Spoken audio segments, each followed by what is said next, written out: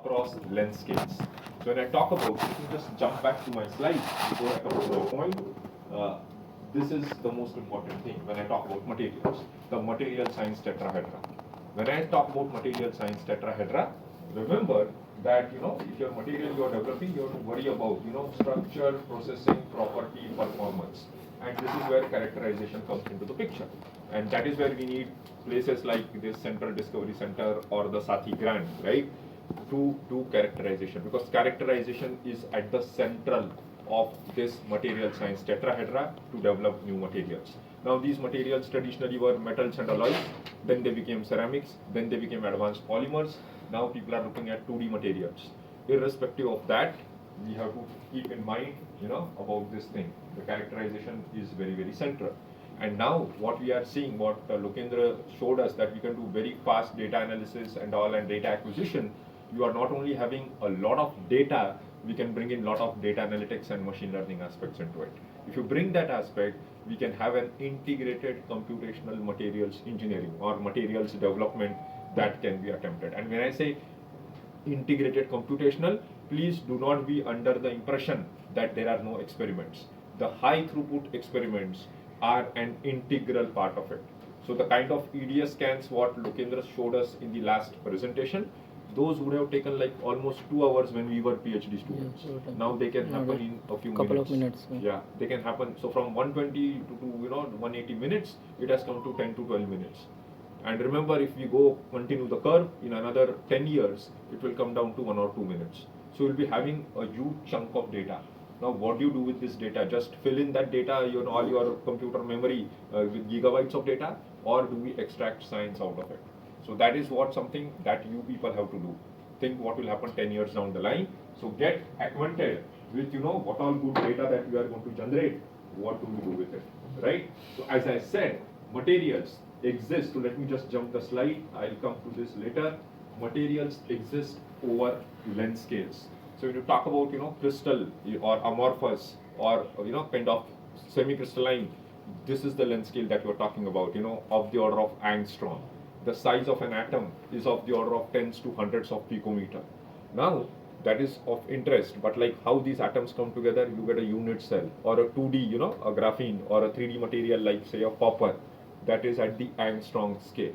But when we look at materials, physically I have shown a car door over there, which is at the order half a meter, right? So you are covering 10 orders of magnitude of length scale.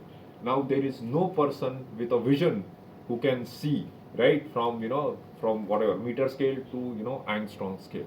And that is why not only a person, there is not even a single technique that can go across these length scale. So that is where we have to use different techniques so that we can probe at different length scales, right? So this is something that one has to keep in mind, and that is why we move from an optical to say a scanning electron microscope to say a transmission electron microscope, because we have to probe different length scales and time scales, and time scales are also associated with it. And why does orientation microscopy become so important? As the name suggests, because it gives you information not just in the real space, like as you get using say your scanning the secondary electron imaging, but also you are also getting information from the compositional space. Like in a SEM, if I look at SC and BSC, what Ron told us yesterday very nicely, that if you look at the SE image, it gives you the topography contrast, okay, the hills and valleys. But if I go to the backscattered electron image, it tells me the compositional contrast or the Z contrast. So see, in the same, using the same tool, the scanning electron microscope, you can get information from the topography, like how is it looking, where are the hills and the valleys, which of the region is heavier in terms of like atomic number, and what Lokendra showed us was like you can also get the composition. So you are getting information from the real space, the compositional space, and now with EBSD, you can also get information from the reciprocal space. So I hope you are all initiated with the reciprocal space. Reciprocal space, why do we go to the reciprocal space? Why do we go to the reciprocal space? Does anyone remember that? Reciprocal space, I hope everyone knows. Can you please raise your hand who knows what is the reciprocal space? So that I know we are talking about. Yeah, so very good. Reciprocal space. Why do we go to reciprocal space? So reciprocal space has two things associated with it. One, as the name suggests, it's like, reciprocal of length, right? So angstrom, which is very small, can become large, right? Another thing is orthogonality. And why do we go? Because when you talk about material, yes, the structure of materials is important, but equally important is the defect structure, because materials are always going to have defects. So how can we get an idea about the entire microstructure which comprises of defects across different length scales? And this is where orientation imaging microscopy comes or adds up to the scanning electron microscope. So it's not just one technique per se. So in the orientation imaging microscopy, the most common technique is electron backscatter diffraction, which gives you an information about the orientation of the grains. Once you have a crystalline material, what is the orientation of the grains? That information is provided. In addition to that, there is what is known as transmission Kikuchi diffraction. That is like if you are, you have a thin electron transparent sample, you can do the same thing. Yesterday we saw the STEM detector, right, in the SEM, where we can work in the transmission mode. We can use similar specimen to do electron backscatter diffraction, right? So that is called, in the transmission mode, transmission Kikuchi diffraction. So all these techniques come under what is known as orientation imaging microscopy. Ron also showed us very nicely that we can get channeling contrast, right? The electron channeling contrast imaging. And that is very, very important to look at defects, because then I say that, hey, I go away from, diffraction. I want something, to undergo diffraction.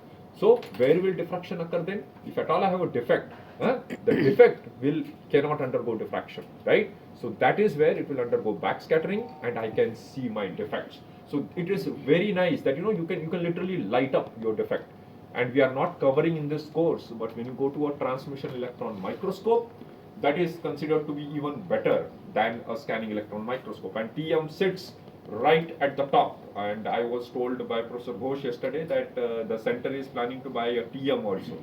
And there is a reason for that. Why TM sits right at the top of all materials characterization techniques is because it can offer what all a SEM can offer, but at an even better resolution, even better spatial resolution, like what you can see, as good a compositional resolution. If you have yields and all, you can get a much better compositional resolution, and even in terms of your orientation and all, right, the angular resolution, it can give you much, much better. And that is why TM sits at the top.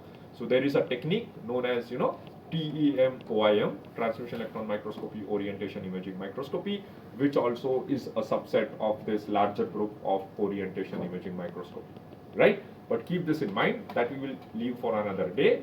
In today's talk, mostly we will focus on electron backscatter diffraction.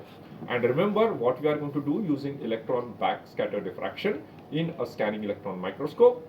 We are going to get, yes, the topography information we saw, we obtain using second electron imaging. The compositional contrast we can get from EDS or Z imaging. But in electron backscatter diffraction, I am actually going to use the backscattered electrons which are generated in my sample to undergo diffraction, right? And once they undergo diffraction, remember Bragg's equation, lambda n lambda is equal to 2d sine theta. So if I tell I am having this particular crystalline material and all, I can get an idea about what kind of planes, crystallographic planes, or the orientation of the grain is associated. And this information is very, very important. Why do we care about orientation and texture, what they call it, like a preferred orientation of crystallites? The reason we worry is because all your properties are tensorial, or most of the properties are tensorial in nature, right? Because everyone knows about scalar, vector, tensor, right? Scalar, vector, everyone knows. So if I talk about, say, electronic conductivity or resistivity, so can anyone tell me what kind of a quantity is it? It is like scalar, vector, tensor. What is it? So let us first go and think about, like, what does your electronic conductivity sigma? If I were to ask you a question, how will you link your sigma with? Can I write something like J is equal to sigma E? What is J? My current density. Sigma is conductivity. E is what? Electric field. So can we look at what is my electrical conductivity, or like current? What will it be? J is what? Current is what? Motion. Scalar? Are you sure? Scalar, vector, tensor. Current is what? Flow of electron per unit area per unit time. Right? So area is what? Area could be X, Y or Z. So it's going to be a vectorial quantity, vector quantity, right? What about your voltage? Voltage or Scalar. like electric field. It's not voltage actually, it's electric field, right? So if I apply electric field, right, it's like the charge accumulator. But like if you look at the electric field, as the name suggests, it is also a vector quantity, right? You are going to have E1, E2, E3 or EI, EJ, EK. And the conductivity tensor that you have, it's a second rank tensor. It has 9 components, right? It's tensorial in nature. Then you can prove thermodynamically because there is a resistivity tensor also, which can be go other way around. It is symmetric in nature. Means 9 minus 3, symmetric means whatever happens above the diagonal, the same elements are there below the diagonal. So now it is left with 6 independent components. Yes. And then you can go and prove to yourself that for materials with cubic symmetry, cubic crystal symmetry, this entire comes down to only one component. But the moment you have say something like a tetragonal or hexagonal material, the symmetry, ensures that you don't have only one independent component, but you have two independent components, right? So your properties are going to change, right? You cannot use simply, something like elastic modulus. You say elastic modulus, oh, it is 200 GPa for iron and steel. No. For materials with cubic symmetry, you need 3 independent stiffness tensor components, right? So what does it tell you? That you need to know. Just saying that I'm working on copper and all is not important. You need to say that whether it is single crystalline or polycrystalline. If it is polycrystalline, then what are the, which are the grains? Is it a random polycrystal or a preferred polycrystal? And all this information is obtained from either X-ray diffraction, but the preferred way is to look at electron backscatter diffraction. And the reason electron backscatter diffraction is important is due to the fact that it tells you the spatial distribution of the grains. Okay, where which grains and which crystal orientations are in the vicinity and all. So that is the most important thing. You get information from the real space, the reciprocal space, and if you bring in the EDS detector along with the EBSD detector, what Lokendra sir showed us today, you can get information from the compositional space. So all this thing can be obtained. So you are getting multi-dimensional data, right? And that is how we go forward, right? So let us now move and see how does EBSD work. So I'm not going to cover this because these aspects have already been covered. How do we generate EBSD at all? And we had a very nice thing where we talked about how we generate. I'll come back to this. I want to show you this because Lokendra showed very nicely the interaction volume. Now what I'm trying to show you is that what we do in EBSD is actually tilt the specimen by 70 degrees. See what has happened to my interaction volume shape. Earlier it was looking like a nice spear shaped, right? Fal ki tarah dikh raha tha. Now see what has happened. It has just spread. So what happens is that if you have an interaction volume like this, most of the backscattered electrons are able to escape out. And once they escape out, on their way out, they undergo diffraction. So it's like, it undergoes first, backscattering is like an elastic event. Then again, you undergo diffraction.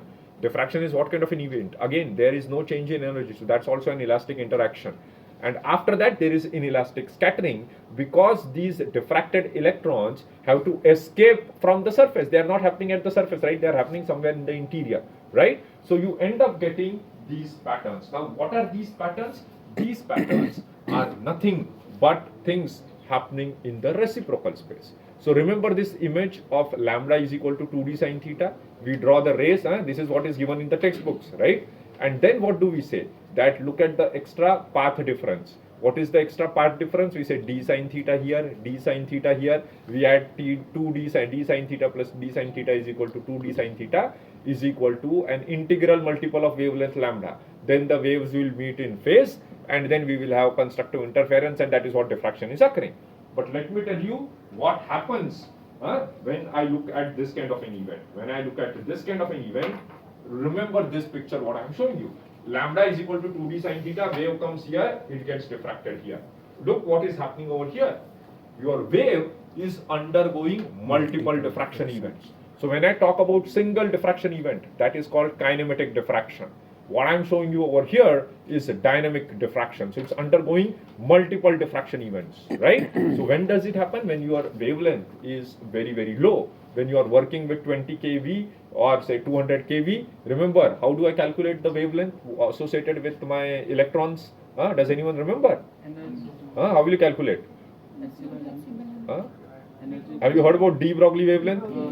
So you have to apply de Broglie wavelength, and then you will know that your wavelength is really very small.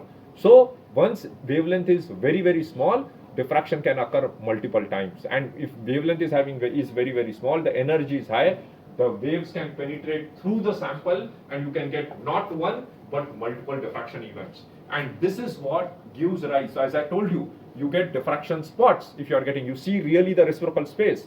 But here, since you are getting an inelastic scattering event, your diffraction patterns are not very clear. And in fact, if you go to a transmission electron microscope, remember I told you what? Lambda is equal to 2d sine theta. Your lambda is now 100 times or 1000 times lower than your d, the lattice parameter or the interplanar distance. So what is going to happen to your theta? Your theta is going to be very, very small, right? Think of it when I say in X-ray diffraction, when I do my wavelength, what is the wavelength of copper K alpha? Does anyone remember? 1.54. What is generally the lattice parameter? Say lattice parameter of copper. What is the lattice parameter of copper?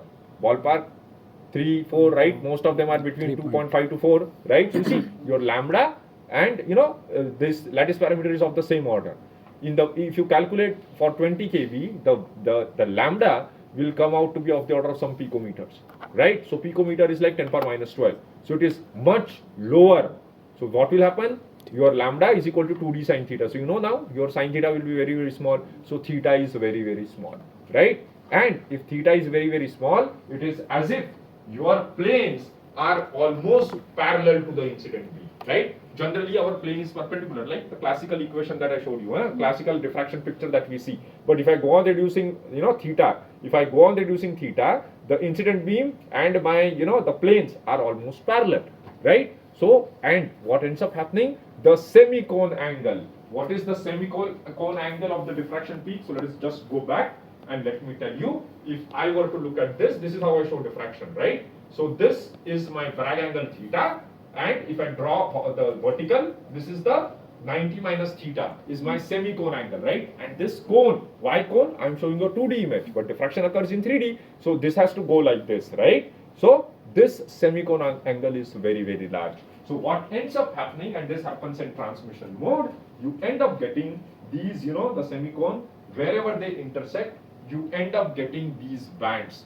These bands are like kind of known as Kikuchi lines, right? These are the Kikuchi lines. And these Kikuchi lines are just like, when I reach, say, ISM Dhanbad or like this place, any new place like BHU, there is a map which tells me go to the left, right, there is this department, this is Institute of Science, this is Physics Department, this is CDC.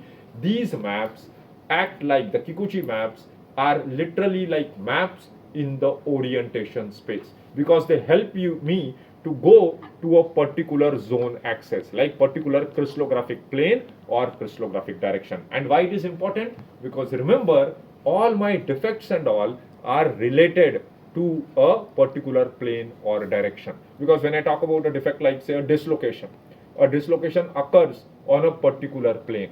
If I think about say a stacking fault, right, or for that matter if a twin I'm talking about, which are all defects, they have crystallographic origins. Why do they have crystallographic origins? Because I'm talking about crystalline materials, right? So I need to go to a particular orientation, and that is the information that is given from these diffraction pattern, right? The Kikuchi bands, and as you are seeing, there is a bright band and a dark band because there is slight fluctuation in intensity. You can see here a blip here going up and going down. These are the diffraction cones, and these Kikuchi bands you have, this is what are used. So they act literally like maps, literally like maps, so that you can go and find a location, right? And once you go to a particular location in the reciprocal space, you can get information from there, as if like what is missing, right? Or whether there are defects present, or whether some additional thing has happened over there, right? So this is what one has to keep in mind, and this is how you go about. This was all possible in a TM. but this is the chronology of how things evolved. Like how you see here in 1928 is when all this theory that I told you, that yes, we can get Kikuchi bands and all, that was actually obtained by someone working in the lab. But you see, by the time it was commercially available, you see here that this name has been coming time and again. Today, Mr. Darvi also mentioned about it in the first talk. Dr. Stuart Wright, right, in 1991, he also developed this in his lab. And remember, he didn't do as like the boss of Amatec or something. That time, he was a PhD student. He was a PhD student. So the next research, we wanted that there is a Stuart Wright sitting in this audience, right? We really hope that. If EBSD has been done, but some new technique will be developed by a PhD student, right? So don't feel like, "Arey, hum to student hai, we will learn from the experts." No, PhD students and you guys are the future. You guys will discover something, just like Stuart Wright did when he was a PhD student, not what he is now today. And there is also all this entire thing you are seeing: Doherty, Adams, Dingley, Kunz, and Professor Samajhdar. He is also he is a professor at IIT Bombay, where all Lokendra ji and me, all of us have learnt from his lab at IIT Bombay. So he was also one of the pioneers who started this field. So you could be, in all these names that I'm showing you, I hope and wish to see one of your names, say some 20 years down the line if I'm visiting and giving a talk somewhere, right? So as I mentioned this over here, the whole idea is that, in transmission electron microscope, I'm putting electron beam at a very high energy and then it undergoes diffraction. Here what am I doing is that I'm using a simple scanning electron microscope. I am tilting my specimen by 70 degree, and why am I doing that? So that my backscattered electrons which are forming in the sample, they are able to escape out, more of them. So my backscattered electron yield increases, and that is why we have zeroed down at 70 degree. Why we don't go beyond? Because if we go beyond that, my image gets distorted. You can think of it as spheres will become ellipse, right? They become egg-shaped. So I can do electronic correction, but beyond 70 degree I can't do that, and I get good pattern, Kikuchi pattern. And how do I get Kikuchi pattern? I bring a phosphor screen right over here. So you see here is a phosphor screen, so that the electrons which are coming out undergoing diffraction, I get a lot of noise and all, but I can subtract all that to get a pattern like this. So each band here corresponds to a crystallographic planes, and you know that where the planes meet, multiple planes meet, we call it as a zone axis, right? So all this information, I teach a lot of undergrad students, and they ask, why are you asking us to draw FCC, BCC plane in 111? Why we are doing? Even kids could do that. What is the importance of it? And then I tell them that, we are asking you to draw in the real space, to draw FCC unit cell and all. What I actually see is in the reciprocal space. What I see, what we can see actually is the reciprocal space, right? So this appreciation has to come so that you can go from the real space to the reciprocal space, right? The real space to the reciprocal space, and vice versa, because we can't see the real space. I can't see angstrom with my naked eyes, right? I have to go to a TM, but here all that information is there, right? So this is what we do in EBSD. So as the name suggests, back scattered, so you tilt the sample by 70 degree so that more back scattered electrons can escape out of the sample, and while they are escaping, they undergo diffraction, right? And then after diffraction, there is also some inelastic scattering, but that information is carried, and if that information is there, what I can do is this pattern corresponds to a particular orientation, and if my orientation is changing, this pattern is changing. So again, when you do EBSD, you don't go to a sample to the machine and say, I want to do EBSD. No, you must have first done X-ray diffraction. You should know already what is the space group, point group, what is the tentative grain size. All this information has to be there. Once you have all this information, then you go to the EBSD or to the SEM, and then you have to give all this information. And then the EBSD will tell you that for a given crystal structure and given material or grain size, what are the kinds of orientations that you are having, right? So I will tell you, this is like in good old days, people also had think of it like incident beam coming at 70 degree, undergoing diffraction and all. So let's not talk in details. You get these Kikuchi patterns, and these are the important things. Why we don't tilt beyond 70 degree. I also told you the image, you have to find the balance between backscatter electron yield, good Kikuchi pattern, and also the image distortion. So it is standard 70 degrees tilt is what we do. So as you can see here, you can go beyond. My pattern also 70 degree tilt, it's good enough. So it's standardized now.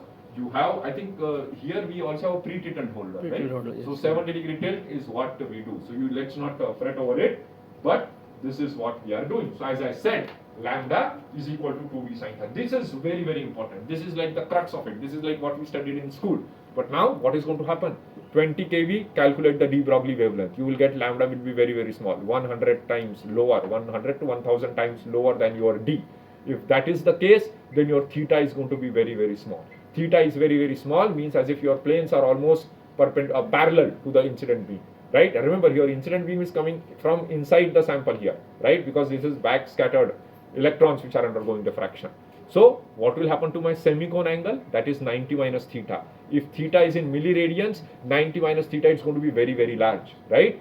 It's going to approach 90. So I'm going to get a band, a circle which is of very large radius. So all these are going to appear like bands. So those bands I see, and if I see those bands, now my job is to index these bands. So just like, there can be different kinds of projections. I don't know whether you people are aware of stereographic projection, right? So the world map. Our world exists on the surface of the earth, right? But when I was a school student, that globe was only in the principal's office, right? And then our geography teacher used to bring that to teach us, okay, the earth looks like this, right? But what was there in the books was what? Was a map, right? Geography book, everyone remembers the map you have seen, right? So what is in the map?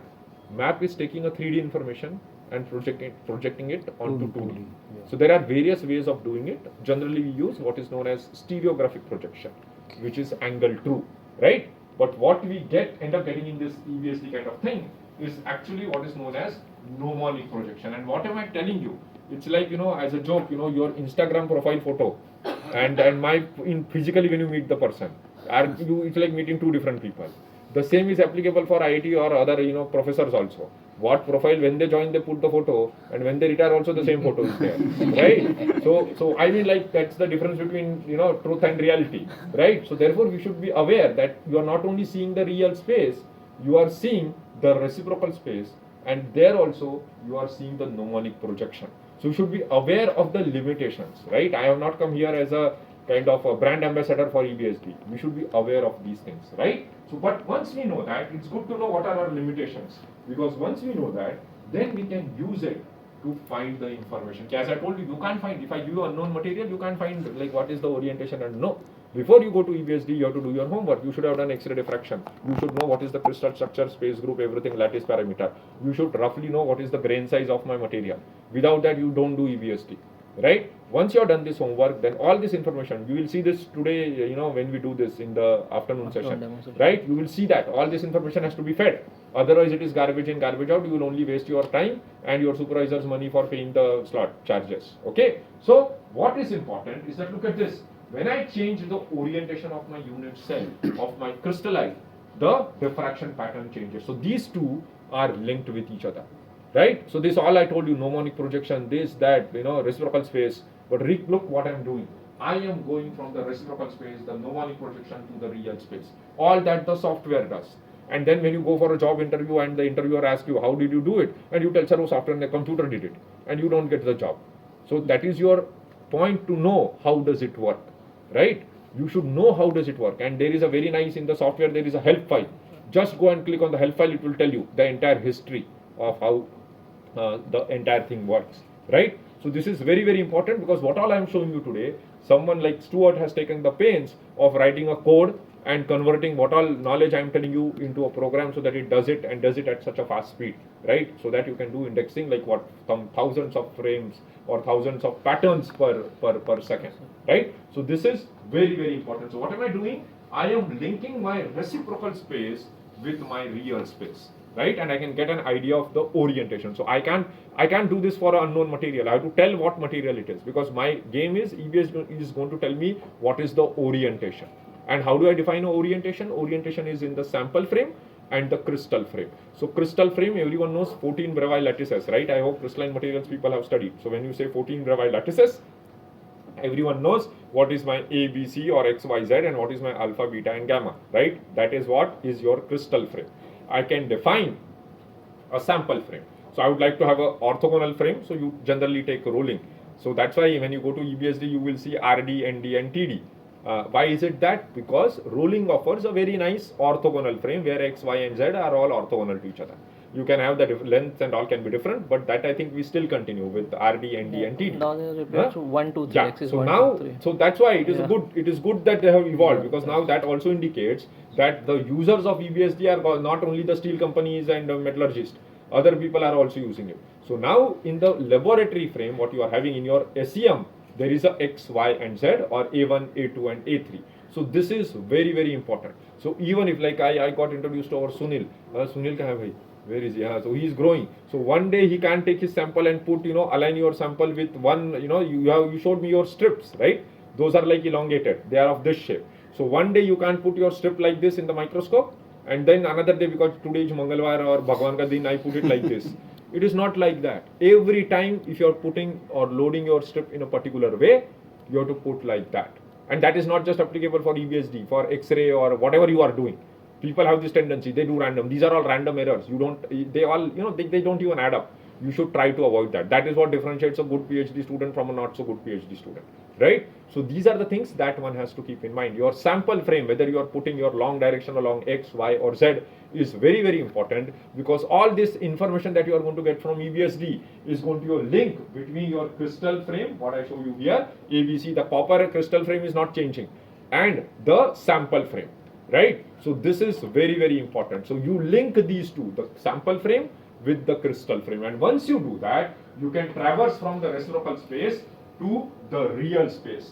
And if we are able to do this, this is what is again a tensorial quantity, the orientation matrix and all. I won't talk about it, but now just think of it. The history that I showed you, 1928 to 1991. Why it took such a long time? It took such a long time because I showed you I get a nice pattern. Now pattern I need to store, I need to index and tell bhaiya which orientation is there. This is very difficult to do.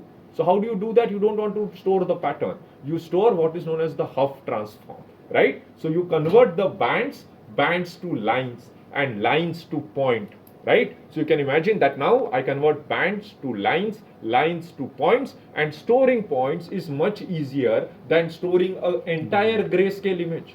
Yes or no? Yes. So that is what is important, and that is what took such a long time, 1928 to 1991.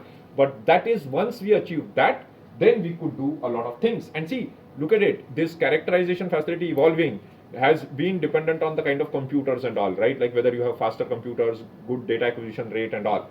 And in a sense, that has also led to development of better materials with lower defect and all. And now we are like talking about 5 nanometer or lower chips, right? So there is a nice synergistic thing which is happening with materials characterization, materials development, and your speed of computing. So that is what one has to keep in mind. So now it is easily possible. So if you can do Huff transform, we still use Huff transform, right? We still use Huff transform. So see the idea. I showed you these patterns. So look at these patterns. I have these patterns. Lot of information. But what do? I convert this pattern to I just say I don't need the band. I just need the line. Just convert a line. Look at these different points on the line, different pixels on the camera. What phosphor screen that you have over here. You take the rho theta space. All of them, all this entire line, so band to line to a point you go, and you store the point. So there are multiple such bands, you can store then multiple such points. And if you do that, then this entire grayscale image can be converted to a Huff transform, and then you can quickly analyze it. That way you can get real-time data acquisition. I'm sure they will see this today, right? That how fast it can happen. It is a miracle. It is a miracle. If you were to do manually, it will take a lot of time, but you see with computers how quickly we can do, right? So this is what you do using the Huff transform, right? And again, I will not talk about all these things, how, what are the operating parameters and all, because these keep on changing, right? But one thing people have to keep in mind, that the way I collect the data is pixel by pixel. In the electron beam, when I'm using a scanning electron microscope, the way I make an image is by collecting data pixel by pixel. So let me tell you this. So here, once you see the microstructure, you collect pixel by pixel data. So for each pixel, just like in EDS, we can collect the EDS count. Here, I have a phosphor screen. My sample is tilted by 70 degrees. Here is a phosphor screen. Behind that, there is a camera and all. I collect my pattern. So I get a diffraction pattern for each and every pixel. And once I have pixelated data, you know that you can't say one pixel is like one grain or one orientation. No, you need minimum 5 pixels, right? Because this is pixelated data. So 5 pixels make na, if I give you say 1024 by 1024 data, and in that 1024 everything is red and one spot is green, only one pixel. So what will you say? Oh, that may be a noise, right? So I have to say that at least there are 5 pixels to say that no, bhaiya, there is some signal, there is the orientation or the color is changing, right? Otherwise it is noise. So keep that in mind. The definition of a grain or an orientation is different, right? Or a grain boundary for that matter. All these are defects that you define in EBSD. It gives you that power as an user. It is not like, okay, this is the ultimate truth. You can decide your truth, right? So all these things one has to keep in mind. This used to be cumbersome because remember, you have to scan all this area, collect all the data, collect diffraction pattern in real time and analyze it. But all that the computer does it like 4,000 frames per second. That is what you mentioned, 4,000 patterns per second. So frame per second, my dear friends. Can you imagine this? This guy who came up with the Kikuchi would have never thought in his life. He would have literally taken that pattern, sat down in his lab, evolved it on a photographic plate, and then tried to index it by drawing those lines and all on a trace paper. And now, 28 and now like 100 years down the line, 4,000 frames per second. Think of it. So that far we have come. But again, the basics and the fundamentals have not changed. So we have to keep in mind, we have to understand the real space. We have to understand the reciprocal space. And then get an idea about electron backscatter diffraction, how we can use it. Again, calibration and all, I don't want to talk about it. What I want to rather show you is that when you index, and that is when, I showed you these patterns are there. Each band corresponds to an orientation. It corresponds to a plane. So if I were to ask you, a plane, how do you define a plane? A plane is like HKL plane or UVW direction, right? So I don't know whether it is HKL or UVW. So there are 3 unknowns in it. So now I try to find out, okay, what is my HKL, what is my UVW?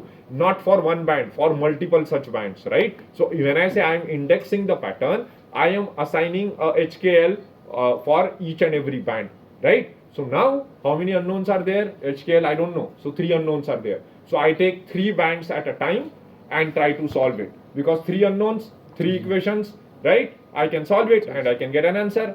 But now in my pattern, if there are 5 bands, so how many combinations of 3 bands I can take? Tell me. This is like IPL problem. If there are 10 teams and they are going to play each other every time, so I'm asking the same question. If there are 5 bands and I want to take in groups of 3, so how many combinations are possible? Tell me the formula or answer. 5C3, very good. So 5C3 combinations are there. 5C3 is what? So we have to see, we can't forget. You guys are doing PhD, doesn't mean that we forget our school days. So what is that? 5C3 is what? Factorial 5 divided by factorial 3 minus 5 minus 3 factorial, right? So that will be 5 factorial divided by 3 factorial into what? 2 factorial, right? What is the answer? 10. 10, sir, 10. Answer will be 10. So you have 10 such combinations possible. And now what I'm going to do, I'm going to take 10 combinations of 3 bands. 10 combinations of 3 bands and try to find out, bhaiya, what are the HKL of these 3 bands, right? That is how you do. Now, this is like democracy. 10 will give you 10 different answers. And who wins in that? Jiska vote zyada hoga, right? Whoever gets the maximum, even if it is 1, right? 1 extra, right? 49 and 50. Or rather, 49 and 51 rather. Two extra ho gaya. But anyway, someone has nota is also there now. So even if 1 is there, you got 1 vote out of 100, I got 2 votes. I am still a winner. And 97 people did not vote. That is the fallacy of democracy. But this also works like that. Okay? And you end up getting so you get 10 solutions and you say the solution which occurs the most, that is the most favored solution. So there is something known as confidence index. Right? Confidence index. So confidence index, even someone says that, oh, it is more than 0.1, it is good. Okay? So 0.1 is, what is confidence index? Confidence index is like the frequency at which the pattern is occurring, the same answer you are getting, divided by the total. So like just in this example, we have 10 solutions possible. So out of the 10 solutions, if 2 of them are giving the same answer and rest is occurring once only, then 2 divided by 10 with 0.2, I go for a solution. Yeah, this is the orientation. 1, 0, 0, 0, 1, 0 is the orientation. Then I go for it. Generally, a confidence index of 0.1 is considered good, 0.1 or higher. So again, what quality of data you are getting, you have to ask, what is the confidence index? If your confidence index is less than 0.1, it is not good. Now, if you go to a different supplier, I talked about confidence index because what system you have, they use confidence index. There are other suppliers which have other criteria, say minimum angle deviation and so on and so forth. So that is something that we should know, right? That data you will get, but you should be in a position to see whether your data is good or bad or ugly or it is garbage. That you should be able, and that's when I say that you become a good researcher when you become dispassionate about your work. When you can look at it from a third person view, without being, I have put effort means all I have done is great. No, you should look at it from a way like whether it is good, bad or ugly, right? So that is what one has to keep in mind. So when you go and do EBSD, just getting data or colorful images is not good enough. You should try to ask this question, is the quality good?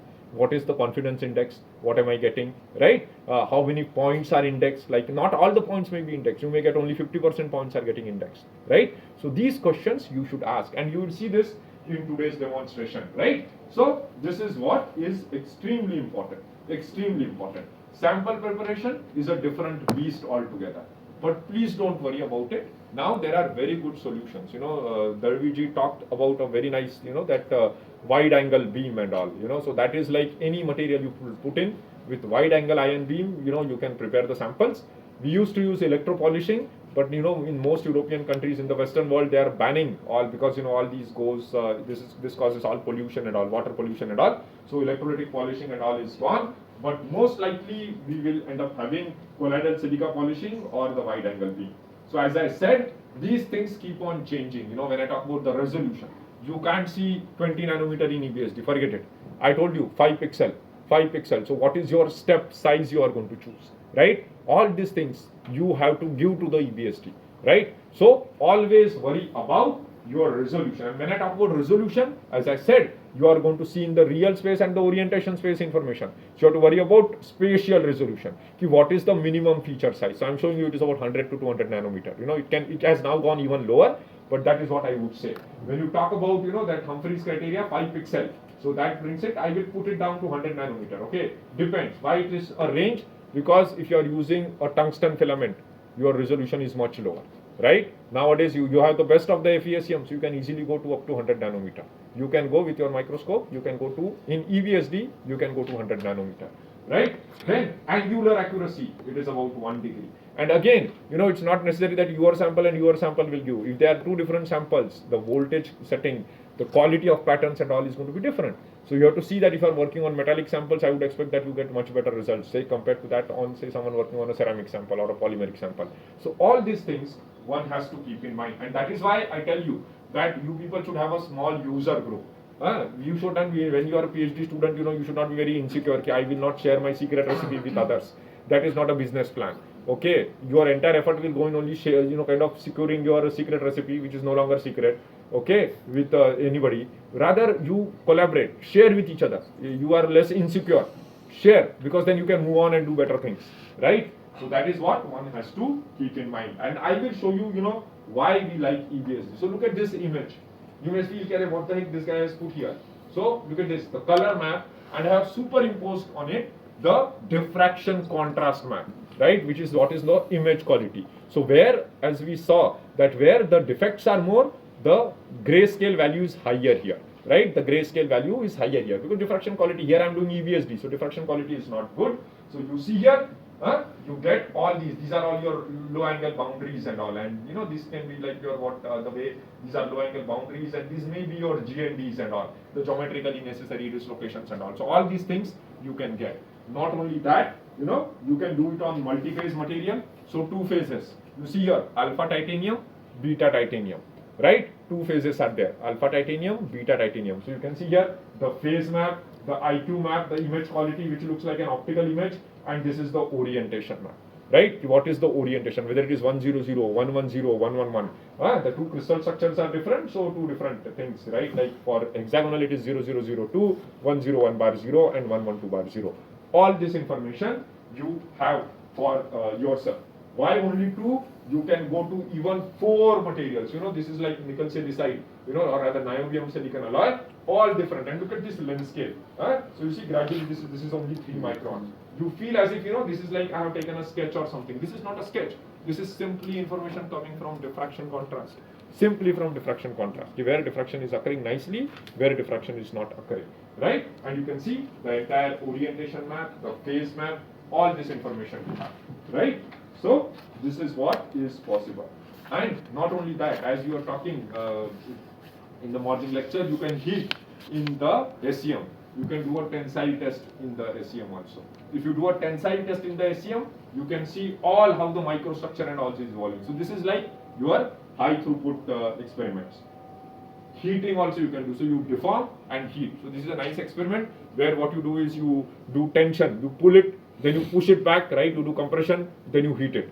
You can do all these kind of things inside a microscope. So your SEM is now a lab in itself. It is a lab. You can do all these. You can plan all these experiments inside the SEM. Inside the SEM and look at how the microstructure is evolving. So all these things can be done inside the SEM and all this orientation information you are getting. I will just touch a little bit on electron channeling contrast imaging. So I just told you, earlier I showed you that when there are defects in the diffraction pattern is bad, right? But now instead of the diffraction pattern, that phosphor screen, if I go and look at my BSC detector, means it is not undergoing diffraction. So what it will go? It will undergo backscattering, right? So as Ron had mentioned yesterday, everything you make it black. So you make everything black. So you combine EBSD, right? Then untilt the specimen, go at the top. Why do I go at the top? Because here is my BSC detector. And then I say, hey, come on, I want to be in the diffraction condition so that you are diffracting. And then I say, hey, what is happening to my backscattering? So most of the grain, since it is diffracting, how will it appear? It will appear black, right, in the BSC detector. Because see, I have two detectors. One is BSC and here is my phosphor screen. So here, which grain or which kind of regions were undergoing diffraction, here they appeared very nice and bright, right? But now if I go to the BSC detector, they all will appear dark. So you see here, I untilt the specimen, looking at the same region. You see here, since I was at that zone axis, this grain appears dark. Why does it appear dark in the BSC detector? Because most of them are undergoing diffraction, right? That is what I am doing. But now, if I go closer and look carefully, you see here, I don't know whether it's not probably visible here, but you see here, these are the defects which are undergoing backscattering. So they appear brighter. They appear brighter. So you see how by combining different detectors. This is from the paper by Stephen Saffer, who is working with Zeiss also. So you can learn a lot of things. So I won't rush through what is channeling and all. Let me just first focus on this image. So what you can see are all the defects. You see over here, so what all does not undergo diffraction, right? What all is not undergoing channeling will undergo backscattering, and you will end up getting nice patterns. And I want to show you, a bit of advertisement that even if you don't have, you can get these things. So this is like our own actual data that we have collected at IIT Kanpur. You see, here I am showing you TM. This is TM, right? And what is at the top is actually EBSD. So, or rather the ECCI, electron channeling contrast imaging. So that is why there is so much of an interest over here that you will not have to go to a TM. Right? You will not have to go to a TM for most of the purpose. And I'll tell you where to use TM for. But here you see on a routine basis, this is using TM. You see here, this is using our simple electron channeling contrast imaging in a SEM. If you are a PhD student, you can save a lot of time by doing electron channeling contrast imaging. Right? Not only that, since you have this very nice folder, what you can do is work in the transmission mode, and that gives rise to TKD. So remember, what was the challenge? Your resolution, what Lokendra mentioned in the morning, is limited by the interaction volume, right? That pear-shaped thing, right? Now I told you, Baba, tilt it by 70 degree. When you tilt it by 70 degree, what happens? It becomes very oblate. Hindi mein jise hum kehte hain na, fail jata hai wo, right? It just spreads on the surface, right? Now, if I say that if I make my sample electron transparent, it becomes very, very thin. Tens to hundreds of nanometer thin. Means my sample is actually thinner than the interaction volume. So what will happen? My spatial resolution will be better. Why do we get spatial resolution? Spatial resolution, how close we can bring. So think of two peaks, how close we can bring them together. So the Rayleigh criteria says how close we can bring. so that the minimum of one peak matches with the maximum of the other peak, right? That is your Rayleigh criteria. So now your interaction volume has gone down tremendously. Why? Because the size, the volume from which the backscattered electrons are coming has reduced drastically. Why? Because the thickness of the sample is very, very low. So if I now, instead of working in kind of reflection mode, I bring in the transmission mode. I bring in my phosphor screen over here, and we are working in the transmission mode. You look at this bar. This is no longer a micron bar. This has become a nanometer bar. This has become a nanometer bar. So here you can achieve. I told you my spatial resolution in EBSD was about 100 nanometer. Here I can go to as low as 20 nanometer, or even lower. I can go even like 10 nanometer. I can say that. 10 nanometer. So this has become very, very important. You want to study 2D materials and all, this is the thing that can be very, very important. You want to study what is happening in the plane and all, this is very, very important. And you do have that detector for STEM, right? I hope you can use the same thing for doing transmission frequency diffraction. And I'm just showing some examples, like this is some kind of phase transformation that we get. In EBSD, we are not able to resolve it because it is really very, very small, right? But in TKD, and this is in the STEM mode, again what you have, so STEM and TKD we have done, this is in the STEM mode, the detector that you have already. You may say that, oh, this is so dirty, I am not able to see. But remember, once I have the EBSD, I know the orientation information, and then I can blow it up and see the defects in it, right? So this is something that you can do. You don't, for routine cases like when deformation and all, you don't have to go to a TM. I will tell you where you have to go to the TM. But these kind of routine things can be sorted out, right? And now I will show you something where you are really limited by the size, and that's where you go to the TM.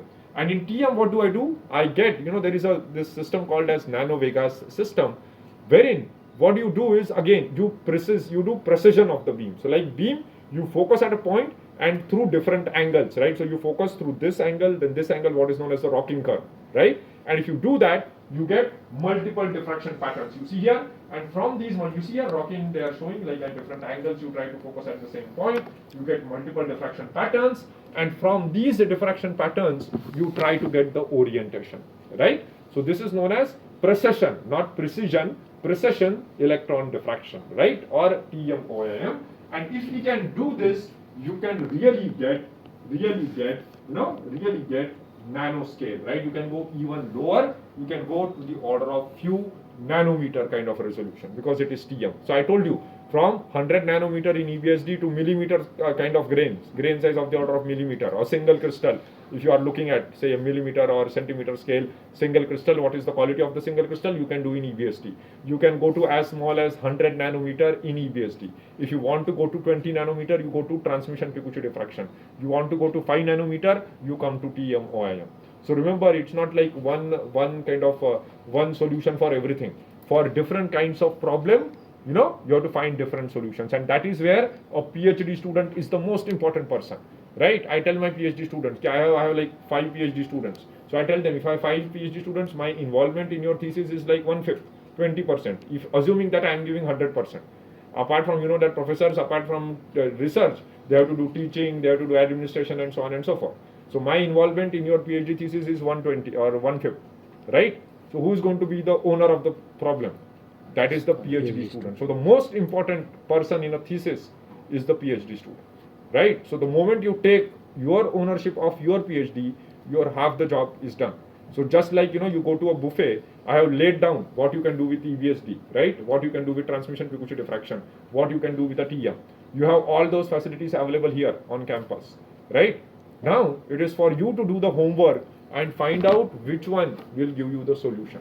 Many a times what happens is this effort is not done, and then you are like you are searching, like finding something in the dark, right? So please get yourself educated, right, by going through the books, reading papers and all, and then try to do that rather than simply coming in like, chalo, let's do EBSD today, right? So you can see here, look at this nano bar, right? Like this is just 50 nanometer, and these are like around 10 to 12 nanometer.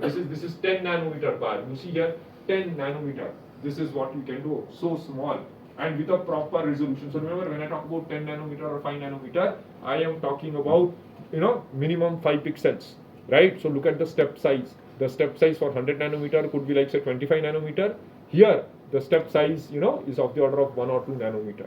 So you can get the same information at different length scale, but you have to go to different kinds of, equipment. So again, the same thing. TM also offers you multiple things. So this is like, your bright field image. This is TM-OIM image. And once you get that, there is a lot of data analysis that you can do. See, very underrated thing. In EBSD, it gives you colorful images. And people are very happy. They say, no, a picture is worth 1,000 words. Right? So EBSD gives you all kinds of, it gives you, I showed you black and white image, it gives you a colorful image, it can give you hundreds of images. You can easily create a template and get 100 images to present your supervisor. But that trick is not done. When I was doing PhD, it was like you go, if this week you have nothing to show, go to that thing, make a template, click a button and it can make a presentation of 20 slides easily you can make. But आपका research आगे नहीं बढ़ेगा just by making 20 slide presentation, right? You have to think and do, right? So a lot of analysis has to be done. Today we will be given a demo and I would really like that you play with the software, because you can see there are various parameters and the software is self-explanatory. There is like help file and all. Please go through that, right? So we can get really nanoscale resolution using say TM-OIM. So since I have been discussing with people, with Sunil has been my guide, so I could see that there is some interest in surface sciences and 2D materials and all. So what I am just showing you is that if you look at 2D materials, so just like growing of a thin film, so you see here it may not be clear over here. So it's like you have tungsten, then tungsten WSI2 and then W5SI3. There is a green layer over here, right? So how it is growing when you are doing doing this reaction with silica. So all these things you can take it as a function of different time and you can look what exactly is happening, right? So this is an example. This is an example of how hexagonal boron nitride is grown on copper substrates. You try to do this. So 2D material doing is extremely difficult, right? This is not possible because you see here it is color and I can show there is a film over here, but it is again indexed as like as if copper. Because remember, this is where you are asking very fundamental question. Like if I ask you, how do you define a crystal structure, right? In FCC, what is the stacking sequence? Does anyone remember? We say phase center cubic, everyone knows, right? Phase center cubic. It is also known as cubic close packing. They are not the same. Cubic close packing is phase center cubic, but all phase center cubic is not cubic close packing, right? So cubic close packing is phase center cubic. So what is the stacking sequence? Does anyone remember? AB, ABC, ABC. And what happens in hexagonal close packing? AB, AB. Now, if you are talking about single layer, then what is it? 2D material में कहाँ stack होगा भाई? एक ही layer होगा, right? So only thing it will be a 2D plane group, right? So you are not able to resolve. It just shows as if like this is copper only. It is not indexing and all, right? But if you want to know in plane what is happening, how do I know in plane? How do I know what is the orientation in plane, right? So if you really want to study 2D materials or 2D plane groups and all, that is where our great thing. I was very happy to know yesterday evening that we are getting this metro detector and all, which can be used for 4D STEM. So what is 4D STEM? It gives you 2D of the real space and the 2D of the reciprocal space. So this is something that is really going to revolutionize the way we do 2D materials research. And this I learned yesterday evening only, because then I thought, okay, I should talk something that is relevant. What is the interest?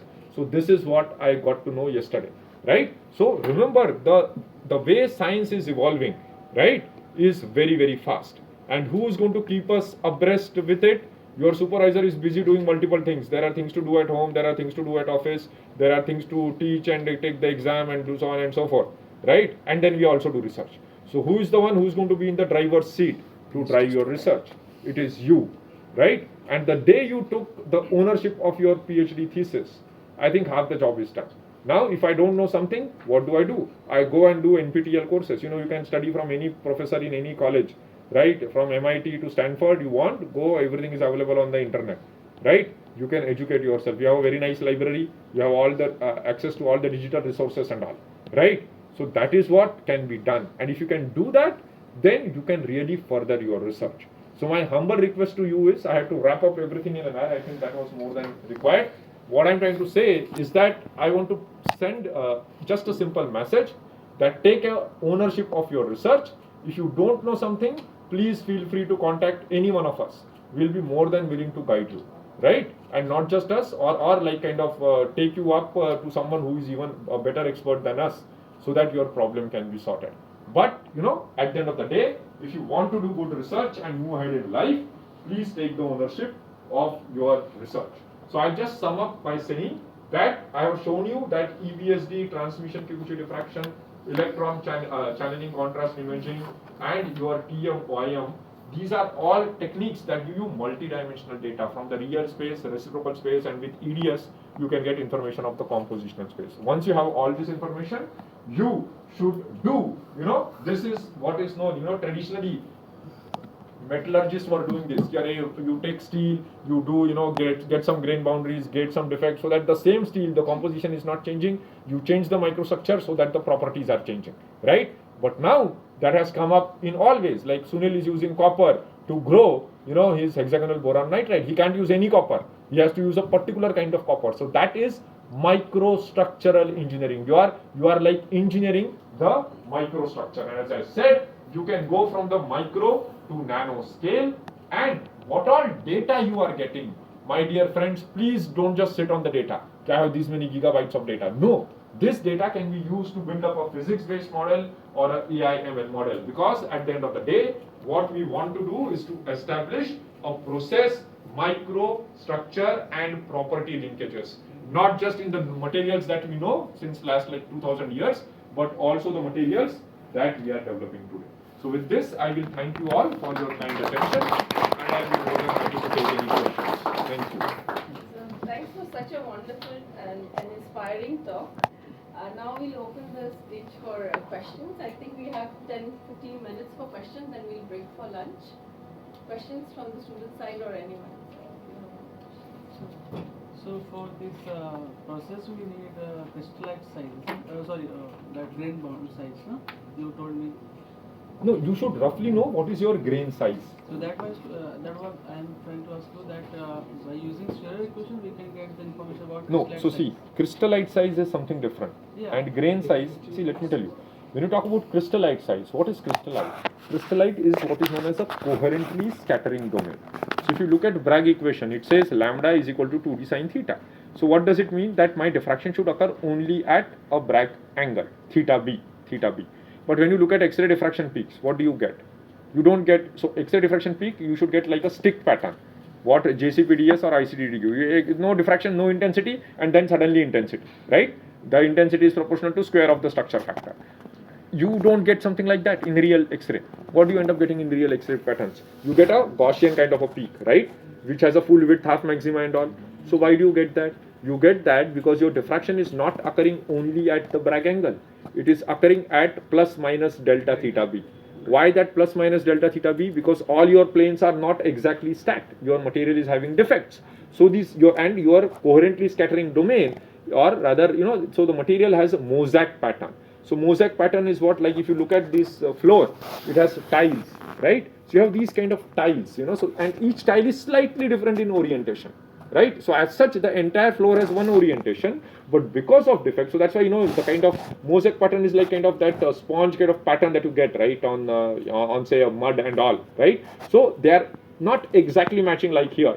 So because of that, you get your, width in the diffraction peak. Now, if you increase the defect, your crystallite size increases, right? Rather, crystallite size decreases, and the peak width, full width, half maxima increases.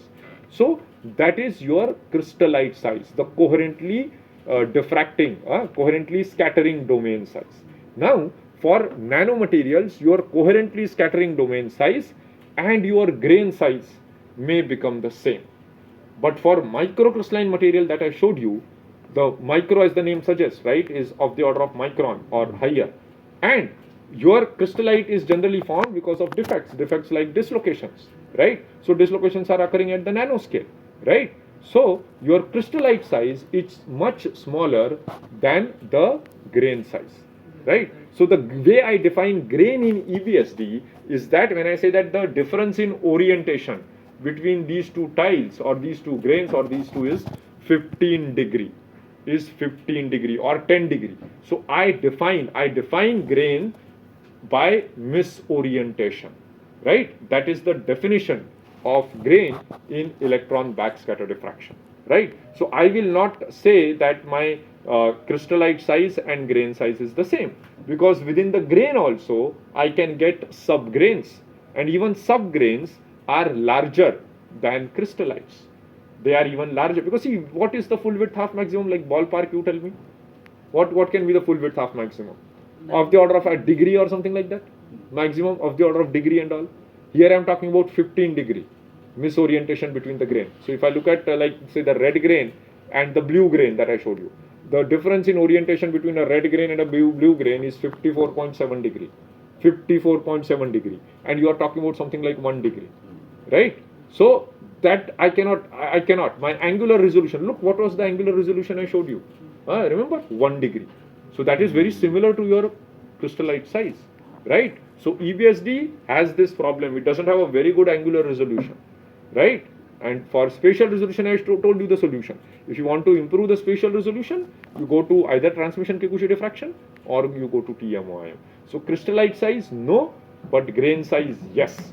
Grain size, you can easily see in a SCM, or you can see even in an optical microscope, like your copper, Sunil can tell us, copper you can see in grain optical, right? In optical you can see like 10-15 micron, right? So that information we should have. Otherwise you will spend time. You can do it on the fly also, like what Lokendraji will show you today. On the fly also you can go there and find out what will happen, like when the pattern will change. Like when you go from one grain to another grain, your pattern is going to change. So then by someone like experienced as him can just run a fast scan and tell you, okay, now I think that this should be the correct step size for you. But if you are going there for the first time, I would really suggest that we have a priori idea, like what is the grain size, right? So and coherent, see again, coherent scattering domain or crystallite size, they are synonymous. But particle size and grain size is also not the same. They are different. So particle size is same, grain size is different, particle size is different, grain size is different, and crystallite size.